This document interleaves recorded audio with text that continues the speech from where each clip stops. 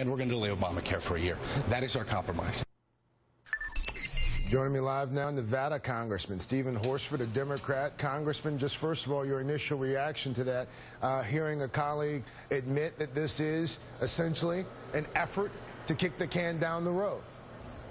Well, that's not a real form of governing. It's not offering real solutions. And unfortunately, it's more of the same, where we have a faction of the Republican conference in the House that's led by these Tea Party extremists that are making these very significant demands on a process that is just about keeping government open for the remaining months of this year.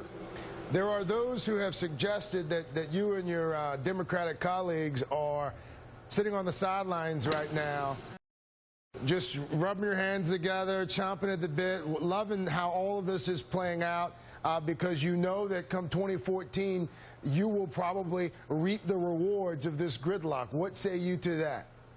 It's not about politics. It's not for me, and it's not for the majority of my colleagues, the House Democrats, who want to pass a clean continuing resolution. I just got back from my district earlier this morning.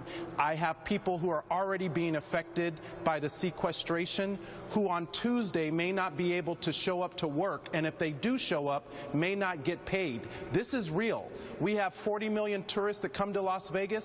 There may be delays in them being able to process their visas. So the consequences are real. This is not about politics, and it's time for Speaker Boehner and the House Republicans to allow for a vote on a clean continuing resolution so that we can keep government funded. What's happening in the lower chamber right now? Just give us a sense of who's doing what and where it's happening. Are people talking? I mean, is there someone trying to hammer out a compromise somewhere, or are folks just sitting around essentially resigning themselves to the fact that our government's going to shut down?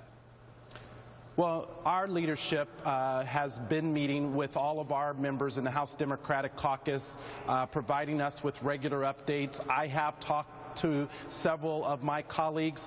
And Craig, look, there are members, House Republicans, that would join with House Democrats to pass a clean continuing resolution. Who? Name names. Well, but unfortunately, there's a faction of Tea Party extremists who are holding the process hostage.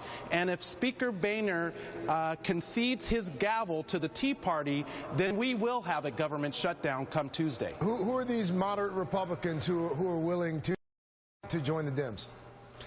There are individuals who understand the consequences of a government shutdown. The fact that 800,000 employees will be furloughed. Social Security benefits for those new beneficiaries will be delayed. And as I said, in my home state of Nevada, tourists who are trying to come and be part of our economic tourist base will not be able to travel, or will be delayed in that travel. So there are real consequences, and my hope is that the moderate Republicans will push back on their extremist colleagues. What makes you think that? I mean, at this particular point, what would give you that hope? Well, my hope is that we'll do the right thing on behalf of the American public. This is not about partisanship. This is why the American public is so frustrated with Congress to begin with, that there is this gridlock, that we have a faction that's able to hold the process hostage. And it's for what? To keep the government funded for just the next 3 months?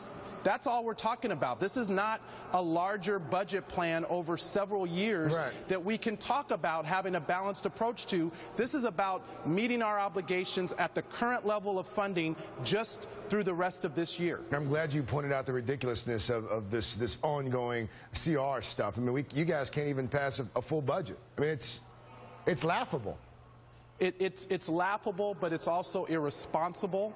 It's why the American public is so frustrated. I just returned from my district, and people say, can't you all work this out? And I tell them, yes, there is a faction that wants to govern, but unfortunately there's a far-right Tea Party extremist group that doesn't. Congressman Stephen Horsford, thank you, sir. I'll let you get back to it. Thank you. As expected, Senate Democrats, none too happy. His action in the lower chamber. Majority Leader Harry Reid called the Republicans' plan, quote, pointless. He said in a statement this afternoon to be absolutely